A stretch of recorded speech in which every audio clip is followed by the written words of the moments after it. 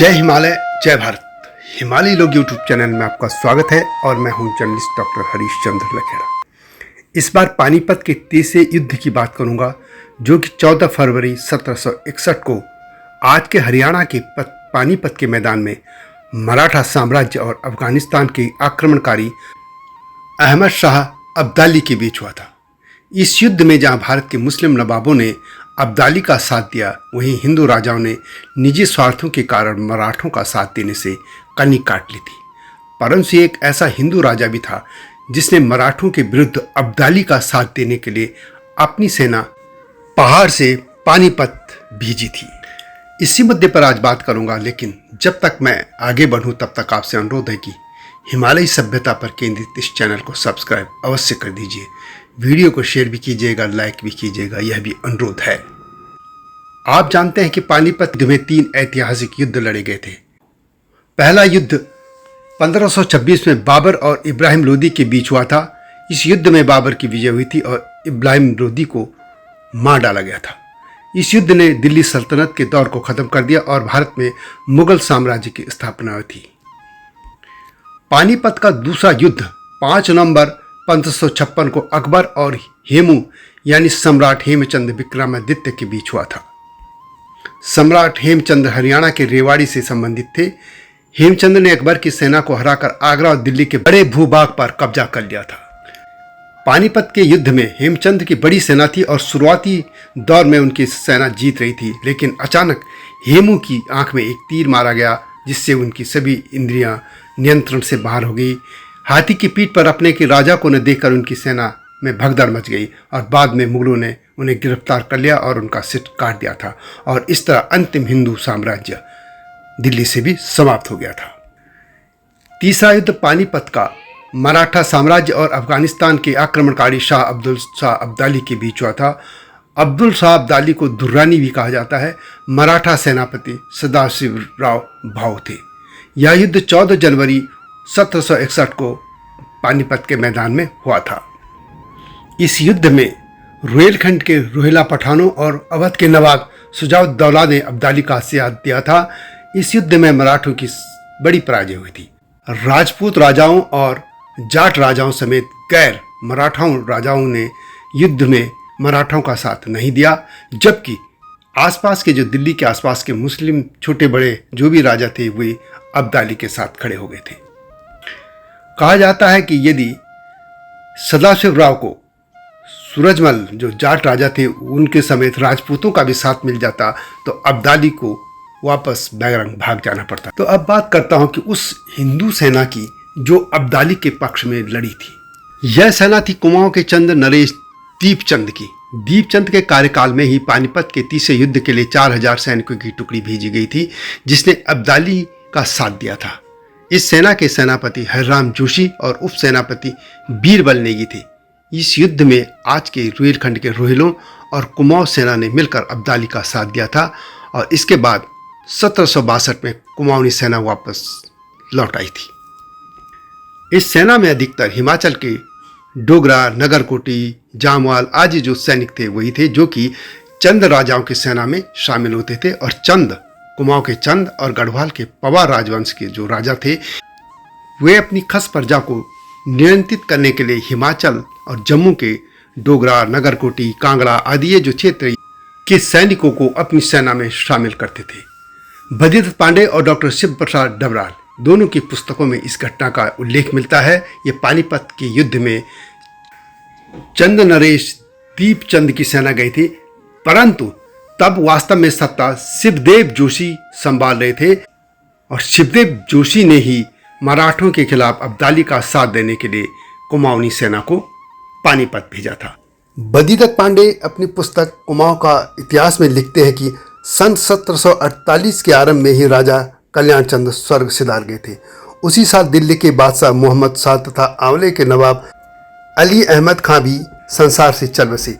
गद्दी पर बैठते समय राजा दीपचंद की अवस्था बहुत कम थी, इसलिए राजा कल्याण चंद ने मरते समय शिवदेव जोशी को बुलाया और दीपचंद को उनके सुपुर्द कर दिया और सारे अधिकार राज्यकाज के शिवदेव जोशी को सौंप दिए। इस तरह असली कर्ता धर्ता जो थे कुमाऊं के वे थे शिवदेव जोशी। सभी फैसले वही लेते रहे थे। पंडित बद्रीदत्त पांडे की पुस्तक कुमाऊं का इतिहास और डॉक्टर शिव प्रसाद डबराल की पुस्तक कुमाऊं का इतिहास में इस घटना का उल्लेख मिलता है। बद्रीदत्त पांडे लिखते हैं कि इस समय बादशाह दिल्ली ने चारों ओर पैगाम भेजे कि मराठों के खिलाफ लड़ाई में साथ दे।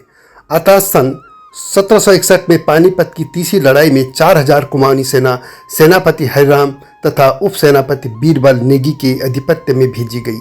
पानीपत में कुमाऊनियों को रोहिलखंड के सेनापति हाफिज रहमत खां के साथ मराठों के खिलाफ लड़ना पड़ा।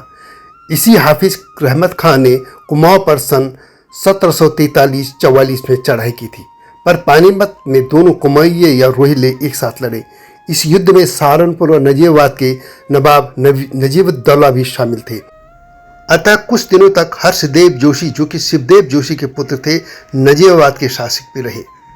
जब नवाब पानीपत की लड़ाई में थे, 500 सैनिकों को लेकर उन्होंने नजीबाबाद तथा उसके शाही महल की रक्षा की थी। यानी हर्षदेव जोशी ने नवाब के लौटने पर खिलत पाकर पंडित हर्षदेव जोशी अपने सिपाहियों के साथ अल्मोड़ा लौट आए।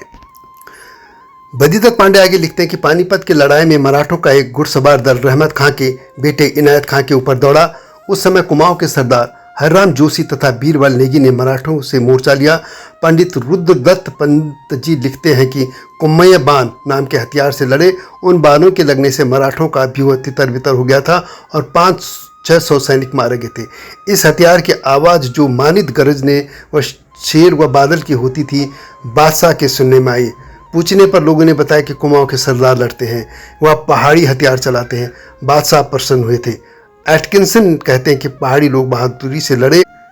इस घटना का उल्लेख डॉक्टर शिव प्रसाद डबराल ने इस तरह किया है। वे लिखते हैं, 18वीं सदी के मध्य तक मुगल साम्राज्य प्राय समाप्त हो गया था। उत्तर भारत में मराठे और अहमद शाह अब्दाली अपनी सार्वभौम सत्ता स्थापित करने हेतु प्रयत्नशील थे। मराठों ने सन 1759 में जब अब्दाली के पहले से अधिकृत पंजाब पर अपना शासन स्थापित कर दिया, तो पंजाब को पुनः अपने राज्य में मिलाने तथा पठान रोहिलों को मराठों के हाथों से बचाने के उद्देश्य से अहमद शाह अब्दाली ने 1760 में पुनः भारत पर आक्रमण किया। नजीबुद्दौला कई वर्षों पहले से ही अब्दाली से मिला हुआ था। यह नजीबुद्दौला वही है जिसके नाम पर आज का नजीबाबाद बसा है। इसी के बुलावे पर अब्दाली भारत आया था और वो ये अपने इस्लामिक जो राज्य थे उसमें जब संकट आ रहा था मराठों से, तो उसने इसको इस्लाम की रक्षा के लिए बुलाया था। दोनों अफगान तथा ये जो थे रोहिले, ये सुन्नी थे और भारत में हिंदुओं की नवोदित मराठा शक्ति को समाप्त करके मुसलमानों के संरक्षक के रूप में पठान साम्राज्य की स्थापना करना चाहते थे। नजीबुद्दौला के प्रयत्न से सारे रोहिला सरदारों और अवध के नवाब सुजाउद्दौला ने अब्दाली का साथ दिया।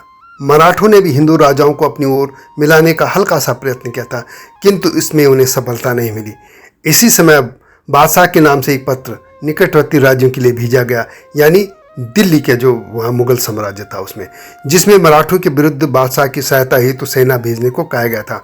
कुमार राज्य की ओर से हरिराम जोशी और बीरबल नेगी के अधीन 4000 सैनिक पानीपत के तीसरे युद्ध में भाग लेने हेतु भेजे गए।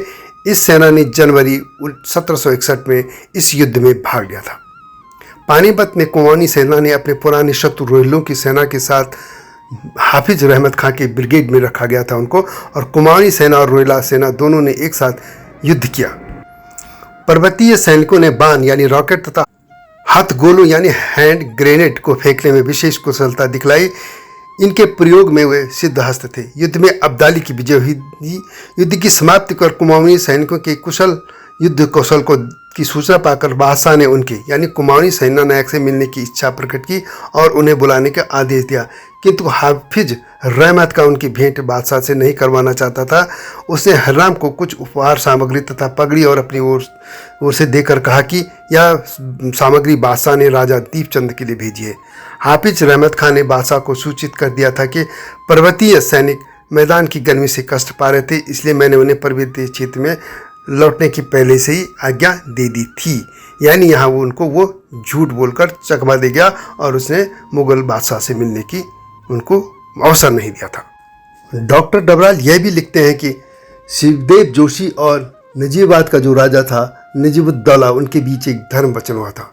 उसमें यह कहा गया था कि पानीपत की लड़ाई में यदि अब्दाली की हार हो जाती है और मराठे जीत जाते हैं तो नजीब खां के बाल बच्चों को सकुशल कुमाऊं में पहुंचाया जाएगा। वास्तव में ये जो कहानियां आ रही हैं इसमें कि दिल्ली के बादशाह ने एक पत्र भेजा था कि अब्दाली का साथ दिया जाए। यह अजीब सा लगता है क्योंकि जो दूसरे इतिहासकार हैं उनका ये कहना है कि 1734 में हुए अहमदिया समझौते के अनुसार दिल्ली के बादशाह की सुरक्षा करना मराठों की जिम्मेदारी थी। इसके बदले में मराठों को उस इलाके में भूमि कर एकत्रित करने का अधिकार मिला था। मराठों से पहले यह अधिकार राजपूतों के पास था।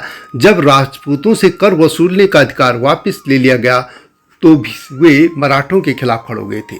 इसके साथ ही अजमेर और आगरा के जाटों ने भी मराठों की मदद इसीलिए नहीं की थी। सवाल यह है कि जब मुगल बादशाह के खिलाफ अब्दाली युद्ध करने आया तो वह अब्दाली का साथ देने की क्यों बात करेगा। वास्तव में युद्ध में स्थानीय जो अपने स्वार्थ थे वह सामने आते हैं।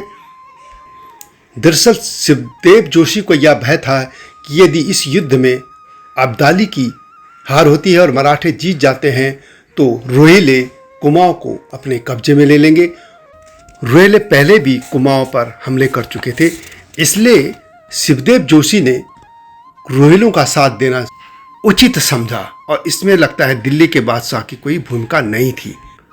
जबकि यदि यही वीर सैनिक थे जो अब्दाली के साथ रहकर मराठों के खिलाफ लड़े, यदि इन्हीं सैनिकों को वह ठीक से सामग्री देता, यदि हथियार देता और भी, तो वही रोहिलों को परास्त कर सकते थे। लेकिन निजी स्वार्थ के लिए शिवदेव जोशी ने मराठों की बजाय अब्दाली का साथ देना शुरू किया था, और जो कि मराठों का नेतृत्व खुद एक ब्राह्मण कर रहे थे और ये खुद भी ब्राह्मण थे। इस तरह एक ब्राह्मण ने दूसरे ब्राह्मणों का साथ न देकर आक्रांता अफगानी जो था मुस्लिम आक्रांता, उसका साथ दिया था। तो यह थी वह गाथा जिसमें कुमाऊनी सेना ने अब्दाली का साथ दिया था और मराठियों के साथ युद्ध लड़ा था।